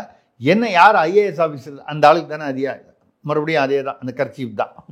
அந்த திண்டுக்கல் கலெக்டர் வந்து கோர்ட்டுக்கு போய் நின்னா அது அவமானம்னா, எப்போவாவது ஒரு தடவை யாராவது ஒரு அதிகாரி, அது யாருக்கு அவமானம்? அந்த அதிகாரிக்கு அவமானம்னு எடுத்துக்கூடாது. தமிழக அரசுக்கு அவமானம், தமிழக ஆட்சி செய்யும் முதல்வருக்கு அவமானம். இப்படி அரசு சொல்றது. ஏன் வெளியில் கோர்ட்டில் சீல் பண்ணி வச்சிருக்கான், பின்பக்கமாக மணல் கடத்தல் நடக்குது. நிர்வாகம்னா ஆட்சிக்கு பொறுப்பு முதல்வர் தானே, முதல்வர், துணை முதல்வர், யாராக இருந்தாலும் அவங்களுக்கு. அவங்க பெரிய கர்ச்சீஃபாக வாங்கி வச்சுருக்காங்க நாஞ்சில் சம்பத்துக்கிட்ட. நம்ம என்ன சொல்கிறோம்? வேறு ஒன்றும் சொல்ல முடியாது. ஆமாம், அடுத்த கேள்விக்கு போயிருங்க. Okay sir. அடுத்ததாக திருப்பூர்லேருந்து வேல்ராஜ் கேட்கிறார், மதிமுகவிலிருந்து 17 முன்னாள் நிர்வாகிகள் திமுகவில் இணையவிருந்ததை முதல்வரிடம் சொல்லி வைகோ தடுத்து விட்டாராமே. ஏற்கனவே ஒருத்தர் முக்கியமான ஆள் இணைஞ்சாரு போயிட்டு. ஆமாம், நான் என்ன சொல்கிறேன், நியாயமான விஷயம். இருந்ததே ஏதோ கொஞ்சம் பேர் தான், அதில் 17 பேர் துரை வைகோ வந்து முக்கிய பதவி கொடுத்த உடனே கோச்சிக்கிட்டு துரை ராமச்சந்திரன் மற்றவங்களாம் விளையிட்டாங்க. அவங்களாம் கொண்டு போய் திமுகவில் சேர்த்தா மிச்சம் நாங்கள் ஒரு இப்போ 17 பேர் இந்த மாதிரி போயிட்டாங்கன்னா மிச்சம் இன்னொரு 10 பேரோ 12 பேரோ இருக்கான் மதிமுகவில். அது நீங்கள் நிர்வாகிகள்னு சொல்லுங்கள், தொண்டர்கள்னு சொல்லுங்கள், எல்லாம் ஒன்று தான், ஒன்றும் பெரிய நம்பரில் ஒன்றும் பெரிய வித்தியாசம் இல்லை. இந்த 12 பேர் அங்கே போயிட்டா அப்புறம் சரத்குமார் வந்து கட்சியை பிஜேபியில் சேர்த்தா மாதிரி, மக்கள் நீதி மையம் வந்து அநேகமாக சேர்க்க போகிற மாதிரி கமல்ஹாசன், இதுக்கப்புறம் அவர் எங்கே கட்சி நடத்துறது? அதான் எம்பி ஆகிட்டார்ல, முடிஞ்சு போச்சு, அவருக்கு வேண்டியது நடந்து போச்சு. இனிமேல் கட்சியெல்லாம் திமுகவில் போய் சேர்த்துட வேண்டியதான், இல்லை கட்சியை கலைச்சிட வேண்டியதானே, எல்லாம் ரெண்டும் ஒன்று தானே. கலைச்சி அங்கே எவ்வளோ பேர் போய் நிற்க போகிறாங்க. ஏற்கனவே இவர் கூட கமலஹாசன் கூட இருந்தவரெலாம் அங்கே போயிட்டாங்க, மகா இந்திரர்கள்லாம் போயிட்டாங்க, போய் அங்கே நல்ல சௌகரியமாக இருக்காங்க. அது மாதிரி வைகோவும் வந்து நியாயமாக கேட்டிருக்காரு. அப்பா இருக்கிறதே ஒரு 30 பேர் இருக்காங்க, அதில் ஒரு 17 பேர் வந்து விலகினா அட்லீஸ்ட் அவனை வந்து கெஞ்சி கூத்தாடி திருப்பியாக்கு. இதில் வந்து திடீர்னு அவர் மலை சத்தியாவை பார்த்து மாத்தையான்னு சொல்லிட்டாரு, அவர் ஒரே கண்ணீர் விட்டார். என் அப்பா மாதிரி நினச்சிக்கிட்டு இருக்கேன், தந்தையாக நினச்சிக்கிட்டு இருக்கேன், என்னை வந்து துரோகம் பண்ணிட்டேன்னு சொல்லிட்டாரு, இதை விட அவர் விஷம் கொடுத்துருக்கலான்னு. அவ்வளவெல்லாம் தன்மானம் இருந்தால் அன்றைக்கே அவர் வந்து கருணாநிதி என்னை வந்து அதாவது என்னை கொலை செய்ய வந்து கருணாநிதினு அவர் சொன்னார்ல. இப்போ கருணாநிதிக்கு வைகோ மாத்தையாவாக இருந்தார், வைகோவுக்கு மல்லை சத்யா மாத்தையா தெரிகிறார். நான் யார் இதில் மாத்தையான்னு சொல்லலை. மாத்தையானா விடுதலை புலி தலைவர் பிரபாகரனுக்கு துரோகம் செய்தவர் மாத்தையா, அந்த கணக்கில் இவங்க சொல்கிறாங்க. திராவிடம்னாலே மாத்தையாக்கள் தானே. நீங்கள் திகாவிலிருந்து அண்ணாதுரை வெளியில் வந்தபோது பெரியாருக்கு மாத்தையா யார்? அண்ணாதுரை. அண்ணாதுரைக்கு அப்புறம் நெடுஞ்செழியன் வர வேண்டிய இடத்துல வந்து அவரை கவுத்துட்டு ஐயா கருணாநிதி வந்தபோது மாத்தையா கருணாநிதி. இப்படி நீங்கள் வந்து அதுக்கப்புறம் வந்து துரைமுருகன் இவங்களெல்லாம் வந்து விட்டுட்டு சீனியர்லாம் விட்டுட்டு ஸ்டாலினை வந்து முதல்ல அவர் ஆக்கணும், அவர் கொண்டு வந்தபோது அவர் மாத்தையா. அப்புறம் உதயநிதியை கொண்டு வந்து 86 வயது துரைமுருகன் முதலான சீனியர்களை வந்து புறக்கணித்த போது சொந்த குடும்பத்தை சேர்ந்த இல்லை சொந்தம் போன்ற குடும்பத்தை சேர்ந்த கனிமொழி அவர்களையும் சேர்த்து புறக்கணிப்பு செய்த போது உதயநிதிக்கு மகனுக்கு பட்டம் சூட்டியதனால் ஸ்டாலின் அவர்கள் மாத்தையா. இப்படி ஒரு கட்சியிலையும் வந்து எல்லாரும் ஏதோ ஒரு இடத்துல மாத்தையாக்களாக இருந்திருக்கிறார்கள். மாத்தையாவாக இருந்தால்தான், அதாவது திராவிடம் இஸ் ஈக்குவல் டு மாத்தையா. அப்படி இருக்கும்போது நீ மாத்தையா நான் மாத்தையான்னா இந்த பேச்ச மாத்தையா அவ்வளோதான் சொல்ல முடியும் நம்ம. Okay sir. அடுத்ததாக கோலாலம்பூர்ல இருந்து விமலநாதன் கேட்கிறார், பாஜகவுடன் கூட்டணி வைத்துள்ள அதிமுகவினர் ஜெயலலிதாவின் வாரிசுகளா அமித்ஷாவின் வாரிசுகளா என்று கேட்கிறாரே திருமா. ஜெயலலிதாவுக்கு வாரிசு யாரும் இல்லை, அரசியல் வாரிசான்னு கேட்குறாரு. அரசியல் வாரிசு அப்படியா அவங்க யாரையும் சொல்லலை. அந்த மாதிரி காமிச்சிட்ட சசிகலா அப்புறம் எடப்பாடியை கை காமிச்சிட்டு போனாங்க, ரைட்டு. இவர் அப்போது ஒரு தடவை அதிமுக கூட்டணி போகும்போது என்ன சொன்னார், அவங்க வந்து இப்போ புது வாழை இலையில் விருந்து கொடுத்தாங்க ஜெயலலிதா அம்மையார், கருணாநிதி எச்சில் இலையில் சாப்பாடு போட்டார், அதனால் நான் வந்துட்டேன்னாரு. மறுபடியும் இன்னி வரைக்கும் அதே எச்சில் இலை தான், புது இலை எங்கேயாவது கிடைக்குமான்னு தேடிக்கிட்டு இருக்காரு. அது தாவேகா மூலமாகவோ வேறு எங்கேயாவது ஒரு இலை, புது இலைன்னா என்ன சொல்லுவாங்க, இப்போ அந்த ஒரு கால் அவர் பிளாஸ்டிக் சேர் பழகி போச்சு, ஒரு கால் பிளாஸ்டிக் தட்டு கிடைக்குமான்னு பார்க்குறோம் மேட்ச் ஆகுன்றதுக்காக. தெரியல என்ன விசிக்க என்ன நிலைமைக்கு போகணும்னு தெரியல. அவருடைய இதில் வந்து கூட சொல்லியிருக்காரு, இந்த புதுக்கோட்டையிலே என்னமோ வந்து அவங்க 3 மாவட்ட செயலாளர்களை வந்து ஒதுக்கிட்டு அமைப்பாளர்கள் வந்து ஏதோ இந்த ஒருங்கிணைப்பு கலந்தாய்வுலாம் பண்ணியிருக்காங்கன்னு சொல்லும்போது அவங்க பேரில் ஏன் நடவடிக்கை எடுக்கலை, இந்த அமைப்பாளர்களை கட்சியை விட்டு நீக்கணும் அப்படி மாவட்ட செயலாளர் சொல்கிறான். நான் மாவட்ட செயலாளர், என்னை விட்டுட்டு என்னுடைய மாவட்டத்தில் விசிகா மாசே என்னை விட்டுட்டு கலந்தாய்வு பண்ணுறாங்க, நான் தானே தலைமையாக தாங்கணும் அந்த மாவட்டத்துக்கு, அவங்களெல்லாம் வந்து நீக்கலாமா அந்த அமைப்பாளர் சொல்கிறாரு. அவங்க என்ன சொல்கிறாங்க, இந்த மாசையை வந்து எதுலேயும் கலந்துக்கிறது இல்லை, இந்த மாசையை நீக்கணும், அவர் இந்த தவறு பண்ணார், இவர் இதை ஏதோ ஒரு வழக்கமான உட்குத்து ரொம்ப பரிதாபமாக சொல்லியிருக்காரு. திருமாவளவனை பார்த்தா இன்ஃபேக்ட் சமயத்தில் எனக்கு வந்து அப்படியே கண்ணீர் பெருகுது எனக்கு. என்னன்னு கேட்டால், அப்படி பார்க்க போனால் நான் 144 மாவட்ட செயலாளரையும் வந்து நீக்க வேண்டியிருக்கும். நீக்கிவிட்டு அப்புறம் எப்படி நான் கட்சி நடத்துவது? நியாயமாக இருக்கா இல்லையா அந்த கேள்வி? அதாவது எல்லாமே அடிச்சுக்கிறாங்க, எவனும் நான் சொன்னால் கேட்க மாட்டேங்கிறான், எல்லாரையும் நான் நீக்கிட்டு அப்புறம் ஒரு காமராஜர் பிறந்த நாளைக்கு வந்து ஒரு ஊர்வலம் போனோன்னு நான் மட்டும் கொடி பிடிச்சிட்டு போக முடியுமா? பின்னால் ஒரு 10 பேராவது வர வேண்டாமா? அவர் கேட்பதில் ஒரு நியாயம் இருக்குது, அந்த நியாயத்தை நாம் பாராட்டுகிறோம். ஆனால் அது ஆர்வ கோளாறுல கொஞ்சம் அதிகமாக பேசுகிறாரு. அமித்ஷாவின் வாரிசுகளான்னு அது ரைட்டு. நம்ம ஒரு முதல்ல நம்ம எங்கே போனோம், மங்களூரில் ஜெயிச்சுமே நம்ம தான் 2001. அப்போ நம்ம அமித்ஷாவோட வாரிசாவா போனோம் இல்லையா? அன்றைக்கி தெரியலையா? அன்னைக்கு நம்ம அமித்ஷாவோட வாரிசாகவோ இல்லை தோழராகவோ நம்ம போகலாம், இல்லை என்ன சொல்கிறது அடிபணிந்து போகலாம் அமித்ஷாவுக்கு. இன்னைக்கு வேற யாரோ போகும்போது நமக்கு வந்து தெரியுது. அதனால் அவங்களுக்கு வயிற்று வெளியே வரும்போது வித்தியாசமாக இருப்பாங்க, அதில் ஒன்றும் தப்பில்லை. Okay sir. அடுத்ததாக வள்ளத்திலிருந்து கணேஷ்குமார் கேட்கிறார், திருவாரூர் என்றதும் தேரும் முன்னாள் முதல்வர் கருணாநிதியும் தான் நினைவுக்கு வருவார்கள் என்கிறாரே முதல்வர் ஸ்டாலின். அது என்னன்னா வழக்கமாக வந்து சொல்லுவாங்கல்ல, இந்த திருவாரூர் தேர் அவர் தான் ஓட்டினார், அவர் தான் ஓட்டினார்னு. அவர் என்னமோ ஏறி வண்டி ஓட்டின மாதிரி தேர் ஓட்டினாரும்பாங்க. அப்போ அவர் இல்லையா? அவர் இல்லையா சார்? ஏங்க அவருக்கு கார் ஓட்ட தெரியுமானே தெரியல, அப்புறம் தேரோட்ட தெரியுமான்னு கொஞ்சம் எப்படிங்க என்ன கேட்டால் எனக்கு எப்படிங்க தெரியும்? நான் அவர் கார் ஓட்டியும் பார்த்தது இல்லை, தேரோட்டியும் பார்த்தது இல்லை.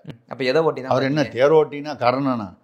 அவர் எப்போவுமே வந்ததை வாங்கிப்பார தவிர அவர் கருணாநிதி வந்து கொடுத்ததாக சரித்திரம் கிடையாது.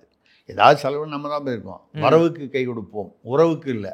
எல்லா கட்சியும் ஒரு காலத்தில் உறவுக்கு கை கொடுப்போம்னு பேசிக்கிட்டு இருக்கும்போது வரவுக்கு கை கொடுப்போம்னு முதல்ல திராவிட மாடலை வந்து மாற்றினதே அவர் தான். திராவிடங்கிற ஒரு மாடலை கொண்டு வந்தது அவர் கிட்டத்தட்ட அவர் தான். மற்றவங்களாம் திராவிடம்னு பேசினாங்களே தவிர ஒரு மாடலை கொண்டு வந்தது அவர் தான். அது மாதிரி வரும்போது அவர் தான் தேரோட்டினார்னு என்னமோ அவர் தேரோட்டிய கர்ணன் மாதிரி நீங்கள் வந்து சொல்கிறீங்க, அர்ஜுனன் மாதிரி சொல்கிறீங்க. அப்படின்னால் அவர் ஒன்றும் அவர் பீரியடில் நடந்துச்சுங்க. அது பணம் என்ன செலவு, யார் செலவு? திருவாரூர் தியாகராயர் கோயில், தியாகராஜ சுவாமி கோயில்ங்கிறது இந்தியாவிலேயே இல்லை உலகத்திலேயே மிக அதிகமான மிகப்பெரிய அளவுள்ள சதுர மீட்டர் அளவு மிகப்பெரிய கோயில். கோயிலுடைய சைஸ் வந்து மிக பெருசு, அதனுடைய நிலமும் மிக பெருசு. அப்படிப்பட்ட கோயில். அதுக்கு எல்லாருக்கும் சின்ன சின்ன கோயிலுக்கெல்லாம் கூட தேர் இருக்குது. அந்த மாதிரி அது தேர். அது திருவாரூர் தேருங்கிறது கொஞ்சம் பெரிய தேர். அதாவது அதெல்லாம் வந்து அந்த பெரிய கோயிலுங்கிறதுனால அது பெரிய தேர். அந்த தேர் நடுவில் ஓடாமல் இருந்தது. அதை ரிப்பேர் பண்ணுறதுக்கு அன்றைய அறநிலையத்துறை, அப்பொழுது திமுக அரசு இருந்தது, உத்தரவிட்டார். நம்ம இல்லைன்னு அதை மறுக்கலை. பட்டு அதுதானே அறநிலையத்துறையோட வேலை. ஓடாத தேரை ரிப்பேர் பண்ணி அது வந்து யார் வந்து பண்ணோம்? அந்த யாருடைய பணத்தில்? இந்து அறநிலையத்துறையிலேருந்து வர பணத்தை எடுத்து கொண்டு போய் நீங்கள் தான் இப்போ தான் வந்து அந்த 5 IAS ஆஃபீஸர் கூட போய் நின்னாங்களே. ஆமாம். அங்கே வந்து மாற்று மத பள்ளி கட்டினீங்க, பிரச்சனை வந்தது, இப்போ அது மாற்ற முடியல. வேறு ஏதாவது மற்றதெல்லாம் அப்போ மாற்று மதத்தினருக்கு வாடகைக்கு ரொம்ப மலிவான சௌகரியமான வாடகைக்கெல்லாம் ஊழலோட கொடுத்துட்றீங்க. இதெல்லாம் போக அந்த கோயிலுடைய வசூலிலிருந்து, உண்டியல் பணம் வருவாயிலிருந்து, ஏன்னா நிலம்லாம் நிறையா இருக்குது அந்த கோயிலுக்கு, அந்த வருமானத்திலிருந்து அந்த தேர் வந்து சரி செய்யப்பட்டு ஓடியது. திருவாரூர் தேர் ஓட்டினார். ஆனால் வந்து ஆக்சுவலாக நடந்து ஏன்னா இந்த ஜெனரேஷனில் மக்களுக்கு தெரியாது இல்லை. அப்போ அவர் என்ன சொல்லியிருக்காருன்னா, ஏரோட்டும் விவசாயி கும்பி பற்றி எரிகையில் தேரோட்டம் உனக்கே நடா தியாகேசா. யார? தியாகராஜ சாமியை பார்த்து கேட்கிறாரு. கேட்டது யாரு? ஐயா கருணாநிதி. ஏரோட்டும் விவசாயி கும்பி பற்றி எரிகிறீங்களே. கும்பினா அடிவயிறு. அதாவது அவனுக்கு சோத்துக்கு வழி இல்லாமல் கஷ்டப்படுறான். எல்லா பிரிவிலையும் தான் விவசாயி கஷ்டப்படுறான். இப்போ மட்டும்தான் அவனை குண்டர் சட்டத்திலேயே வேணா அவன் போராட்டம் பண்ணால், எதிர்கட்சியில் இருக்கும்போது நீங்கள் எதிர்கட்சியாக இருக்கும்போது போராட்டம் பண்ணால் பக்கத்தில் போய் நிற்கிறீங்க. இப்போ போராட்டம் பண்ணால் குண்டர் சட்டத்தில் போடுறீங்களா?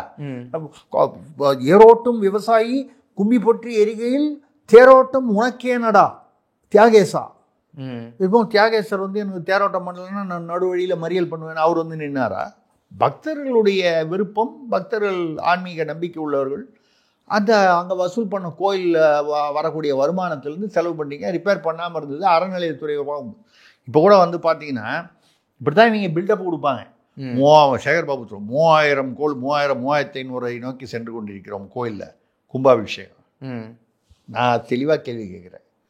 ஏறத்தாழ கணக்குப்படி உயர்நீதிமன்றத்தில் ஆலயம் பாதுகாப்பும் அவர் TR ரமேஷ் இவங்கெல்லாம் கொடுத்துருக்க கணக்கு இல்லை பொதுவான கணக்குகளை பார்த்தீங்கன்னா 40-45,000 கோயில்கள் தமிழ்நாட்டில் உள்ளன. நம்ம சொல்கிறது புராதன கோயில்கள். இன்னைக்கு நேற்றுக்கு இப்போ நான் வந்து எங்கள் வீட்டுக்கிட்ட ஒரு கோயில் கட்டான்னு வச்சுக்கேன், சின்னதாக, அந்த மாதிரி இல்லை. புராதன கோயில்கள் பல நூற்றாண்டுகளாக இருக்கக்கூடிய சேர, சோழ, பாண்டிய, நாயக்க, இப்படி பல்லவ, இப்படி ஏறத்தாழ 40,000 கோயில்கள்னு வச்சுங்க. அது வந்து 12 வருஷத்துக்கு ஒரு தடவை குடமுழுக்கு கும்பாபிஷேகம் சொல்லலாம். அது பேர் குடமுழுக்குன்னு தமிழில் சொல்கிறோம், ரைட்? அது பண்ணுறோம். அப்போ சராசரியாக என்ன ஆச்சு? 40,000 கோயில்களுக்கு 12 வருஷத்துக்கு ஒன்றுனா ஒரு வருஷத்துக்கு 3000-3500 கோயிலுக்கு பண்ணணும். 2021 ஆட்சிக்கு வந்து 4 வருஷம் ஆகுது. 4 வருஷத்தில் எவ்வளோ கோயிலுக்கு பண்ணியிருக்கணும்? ஒரு சுமாராக ஒரு 12,000 கோயில். ஒரு வருஷத்தில் கொஞ்சம் கூட வரும், ஒரு வருஷத்தில் ஒரு குறைஞ்ச வரும். சராசரியாக 12,000 கோயில் பண்ணியிருக்க வேண்டிய இடத்துல 3,000 கோயில் பண்ணியிருக்கீங்க. இதில் என்ன எருமை மேய்க்கிறது எருமை, இதில் என்ன பெருமை? இதுதான். ஆனால் வந்து பாருங்க, இவங்களோட நெகட்டிவை கூட எப்படி வந்து அந்த எதிர்மறையான விஷயத்தை கூட, குறைபாடை கூட, திறமையற்று இவர்கள் செயல்படுவது, இல்லை செயல்படாமல் இருப்பது, இயலாமை, செயல்படாமை, இத்தனையும் வந்து ஏதோ ஒரு பெரிய பில்டப் கொடுத்து பாசிட்டிவாக பண்ணது அங்கே ஆரம்பிச்சது தான் தியாகேசான்னு. அதே மாதிரி தான் உனக்கு மீனாட்சி உனக்கு எதுக்கடி வைரமுகுத்தினார் அண்ணா. அது போய் மதுரை கோயிலே பேசிட்டு வந்தார். மறுநாளைக்கு வந்து முத்துராமலிங்க தேவர் வந்து அவர் மதுரை எல்லையை தாண்டி போக முடியாதுங்கிற அளவுக்கு பண்ணிட்டாரு. அதுக்கப்புறம் அந்த ஒரு மாதிரி கெஞ்சி கூத்தாடி தான் அது சரி பண்ணாங்க. ஏன்னா அவர் தேவர் தலைமையில் தான் அவருடைய இன்வால்வ்மெண்ட்டில் தான் அங்கே 10 நாள் விழா நடக்குது. பிடிஆர் பழனிவேல் ராஜனுடைய அப்பா பிடி ராஜன் இருந்த பீரியடில், அந்த பீரியடில் அது பழனிவேல் ராஜன் இருந்த பீரியடில், சாரி, அந்த மாதிரி வந்து பண்ணுறது தான் மேய்க்கிறது எருமை, அதில் பெருமை. இதுதான் இவங்களுடைய இது. ஓகே சார், அடுத்ததாக ஹைதராபாத்திலிருந்து சுரேஷ் பிரசாத் கேட்குறார், கேரளாவை போலவே தமிழகத்திலும் பள்ளி வகுப்பறைகளில் மாணவர்களின் பென்சில்கள் பா வடிவத்தில் அமைக்கப்படுகிறதாமே. ஆமாம்மா, கேரளாவில். இதுவும் காப்பி தானா? ஆமாம்மா, நம்ம எப்போவுமே ஸ்டிக்கர் தானே. அது வந்து கேரளாவில் வந்து அதாவது வழக்கமாக இப்படி ஒன்று பின்னால் ஒன்று இருக்கும் இல்லையா? அப்படி இருந்தால் பின்னால் இருக்கிறவங்க என்ன செய்கிறாங்கன்னு கவனிக்க முடியல. அவன் பேர் வாத்தியார்னால கவனிக்க முடியலையா? வாத்தியார்னால கவனிக்க முடியல. அவன் ஒழுங்காக படிக்கலைன்னா அவன் பேரில் ஃபோக்கஸ் பண்ண முடியல. நார்மலாக அந்த காலத்துலேருந்தே பள்ளிக்கூடத்தில் எப்படின்னா ஃபஸ்ட் பெஞ்சு முன்னால் இருக்கிறவன் வந்து நல்லா படிக்கிறவன், சுமாரான நடுவில், மோசமான பின்னால. ஆக்சுவலாக இப்படி இருக்கணும், மாற்றி இருக்கணும். மோசமாக இருக்கிறவன முன்னால் உட்கார வைக்கணும். பட் அது என்ன பிரச்சனை வந்துடும்னா, அந்த மோசமாக படிப்பு வராமல் இருக்கிறவன் தான் கொஞ்சம் அதிகமாக சேட்டை பண்ணுவான். இது எதேச்சியாக அமையக்கூடியது. பண்ணலாம், வாய்ப்பு அதிகம். இந்த சேட்டை பண்ணுறவனை முன்னால் வச்சுக்கிட்டா வாத்தியாருக்கு தலைவலி. அதுக்காக சௌரியமாக வந்து பின்னால் உட்காந்துக்கிட்டா கண்ணுக்கு தெரியாமல் எதையா பண்ணி தொலையிட்டோன்னு விட்டுருவாரு. ஆனால் சாதிச்சவங்க நிறைய பேர் கடைசி பெஞ்சு தானே சார்? சாதிச்சவங்க நிறைய பேர் கடைசி பெஞ்சு தானே? ஆமாம் சாமா, முதல் பெஞ்சிலிருந்து படித்தவங்களாம் வந்து இந்த கை கட்டி அதை வேலை பார்க்காங்க. கடைசி பெஞ்செல்லாம் வந்து அமைச்சராக இருக்காங்கன்னு சொல்கிறீங்க, எனக்கு புரியுது, ரைட்டு. நல்ல அரசியல்வாதியாக இருக்காங்க, அமைச்சராக இருக்காங்க, செல்வாக்காக இருக்காங்கன்னு அது புரிஞ்சிச்சு, கரெக்ட். நீங்கள் சொல்கிறது நியாயம்தான். என்ன ஒரே ஒரு விஷயம்னால், இப்போ அது வந்து ஸ்டிக்கர் தான் கேரளாவை பார்த்து இருந்தாலும் நல்ல விஷயங்களை காப்பி அடிக்கிறதுல தப்பு இல்லை, பண்ணியிருக்காங்க. எனக்கு என்ன கவலைன்னா, இப்போ வந்து 6ஆம் கிளாஸ் பையன் 5ஆம் கிளாஸ் பையன் அருவாள் எடுத்து வெட்டிடுறாங்கிறான், 8ஆம் கிளாஸ் பையன் கஜா வச்சுருக்காங்கிறான். அப்புறம் வந்து 8ஆம் கிளாஸ் பையன் வந்து 5ஆம் வகுப்பு மாணவியை வந்து பாலியல் ரீதியாக துன்புறுத்துறாங்கிறான். இதெல்லாம் இப்போ அடிக்கடி எல்லா இடத்துலையும் நடக்குது. ஆசிரியர் பண்ணுறது மட்டும் இல்லாமல் ஆசிரியர்கள் தவிர்த்து இப்போ கூட இங்கே ஒரு இடத்துல ஒரு பள்ளியில் நடந்திருக்கு. இந்த மாதிரிலாம் நிறைய நடந்துக்கிட்டு இருக்கு. அப்படி இருக்கும்போது எனக்கு என்ன ஒரு கவலைன்னா, ஏன் இவன் தான் அருவாள்லாம் வச்சு போகணும், பாதுகாப்பு இல்லை ஆசிரியர்களுக்கெல்லாம். ஆனாவுனா வந்து ஆசிரியர் பையனை அடித்தாங்கிற கேஸெல்லாம் போய் பையன் அருவாள் எடுத்து ஆசிரியரை வெட்ட வந்தான் இப்படிங்கிற கேஸெல்லாம் அதிகமாகிட்டு வருது. நீங்கள் எனக்கு இப்போது நீங்கள் நல்ல விஷயம் பண்ணுறீங்க, அதெல்லாம் ரைட்டு.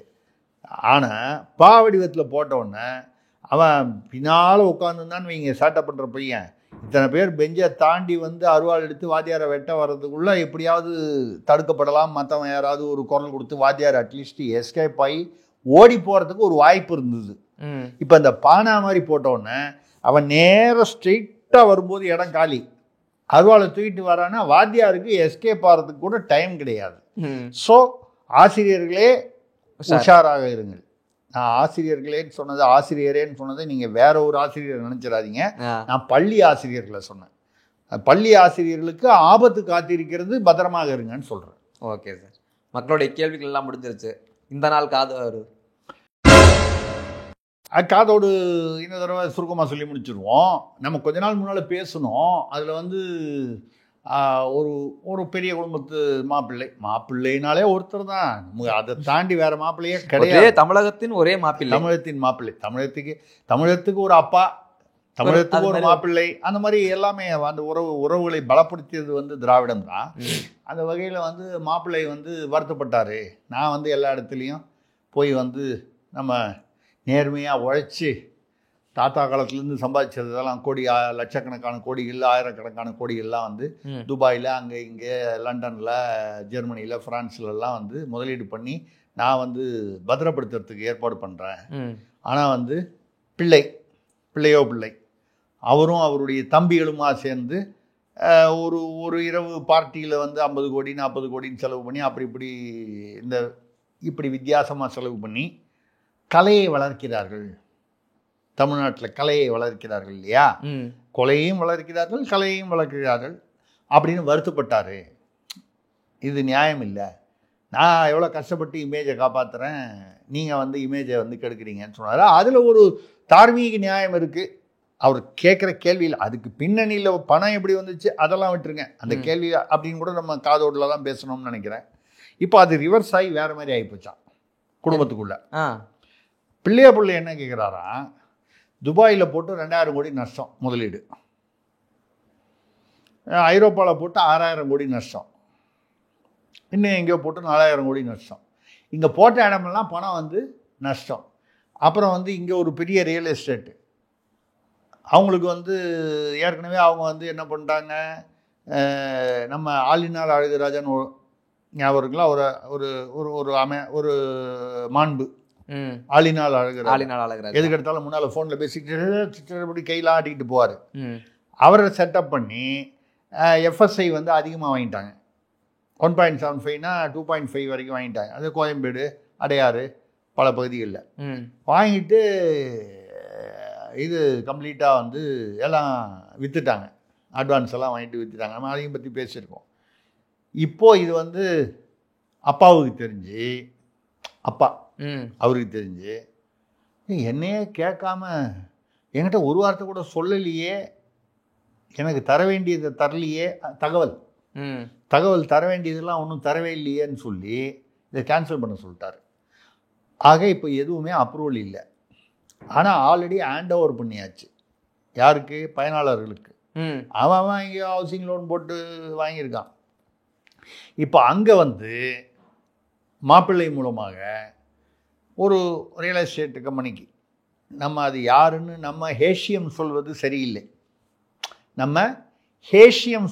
சரியில்லை, ரைட்டு. அவங்க அதில் 4000 கோடி நஷ்டமா. இப்போ அவனோட ப்ராஜெக்ட் எல்லாம் சிக்கலில் இருக்குன்னா அவன் எப்படி அதுலேருந்து எந்திரிச்சு வருவான்? மிச்சம் உள்ளதையும் ஹேண்ட் ஓவர் பண்ண முடியாது. ஹேண்ட் ஓவர் பண்ணது இல்லீகலாக தான் நீங்கள் குடி தண்ணீர் மின்சாரம் வழங்கக்கூடாது. அதை ஒருத்தன் கோர்ட்டுக்கு எடுத்துகிட்டு போனான்னா இது மிகப்பெரிய ஒரு ஊழலாக வெடிக்கும். ஸோ இது யார் மூலமாக நடந்த முதலீடு? மாப்பிள்ளை. இப்போ பிள்ளை என்ன கேட்குறாரு, ரைட்டு, நான் ஒரு நாள் பார்ட்டியில் எவ்வளோ செலவு பண்ணுவேன்? 50 கோடி செலவு பண்ணுவேன். அவ்வளோதான் வீணாக போகும் தம்பிங்களை வச்சு. நீங்கள் கொண்டு போய் 4000 கோடி 3000 கோடின்னு ஊராக மூலதனம் பண்ணுறேன்னு சொல்லி அவ்வளவு வேஸ்ட் பண்ணுறதை விட நான் 50 பண்ணால் நீங்கள் மொத்த வியாபாரி வேஸ்டேஜில், நான் வந்து சில்லறை வியாபாரி. மொத்த வியாபாரி சில்லறை வியாபாரியை பார்த்து விமர்சனம் செய்வதா பொறுத்தது போதும் அப்படின்னு பொங்கி எழறாராம் பிள்ளை மாப்பிள்ளையை பார்த்து. இதுதான் இன்றைய காதோடு. ஆமாம், மோத ஆரம்பித்தாச்சு. அதாவது மோதல் இருந்தது முன்னால, நடுவில் கொஞ்சம் ஒரு மாதிரி சரியாகிற மாதிரி இருந்துச்சு. இப்போ மறுபடியும் மோதல் அதிகமாகிவிட்டது அப்படின்றது வந்துடுச்சு. இப்போ வந்து இந்த மோதல் அதிகமாகும் போது அங்கே ஏற்கனவே வந்து மாப்பிள்ளை வந்து ஒரு தனி குழு ஒன்று வச்சிருக்காரு. கொஞ்சம் சீனியரில் வருத்தப்படும் வாலிபர் அல்லாதவர் சங்கம், வாலிபர் சங்கம் இல்லை, வாலிபர் அல்லாதவர் சங்கம். அந்த சங்கத்தை வந்து கொஞ்சம் கையில் வச்சுருந்தார். அப்புறம் அக்காவையும், அதாவது அம்மையார் அவர்கள் உட்பட கிளை குடும்பத்தை உட்பட வந்து வச்சுருந்தார், அதாவது தன்னுடைய கிரிப்பில் வச்சுருந்தார். இப்போ இந்த மோதல் வரும்பொழுது இந்த மோதல் வேறு விதமாக வெடிக்கும். இது மாப்பிள்ளை வர்சஸ் பிள்ளைன்னு வெடிக்காமல் வழக்கம் போல் சீனியர் வர்சஸ் ஜூனியர்னு வெடிக்க ஆரம்பிச்சதுன்னா அங்கே பூகம்பம் உள்ளுக்குள்ளே வரும். இதோடைய விளைவு தான் வந்து இந்த நாங்கள் தனியாக கூட நிற்க தயார் அப்படின்னு அந்த பில்டப் கொடுக்குறதெல்லாம் வந்து காரணம் வந்து வெறுத்து போய் தான். எவனை பார்த்தாலும் நம்மகிட்ட பார்க்கும்போது கூழ கும்பிடு போடுறான், அப்புறம் அங்கே போய் அங்கே பேசுகிறான், டெல்லியில் பேசுகிறான், இங்கே போய் பனையூரில் போய் பேசிட்டு வரான் ரகசியமாக. நம்மளை பார்த்தா கூழ கும்பிடு போட்டு நாங்கள் கொள்கை கூட்டணி நாங்கள் நகர மாட்டோம்னு சொல்கிறாங்க. எவனை நம்புறதுன்னே தெரியலையே அப்படின்னு வெறுத்து போய் தான் அந்த தனியார் நின்னால் நிற்போம் அப்படின்னு. அது ஒரு உதாராக கூட இருக்கலாம், இருந்தாலும் அது மன உளைச்சலில் வந்த உதார் அப்படி என்று தெரிகிறது. இதுதான் இந்த வார காதோடு. காதோடும் அருமை, மக்களுடைய கேள்விகளுக்கான பதிலும் அருமை. நம்ம அடுத்த ஒரு நேர்காணலில் கேள்வி பதில் நிகழ்ச்சியை சந்திப்போம் சார். நன்றி, வணக்கம்.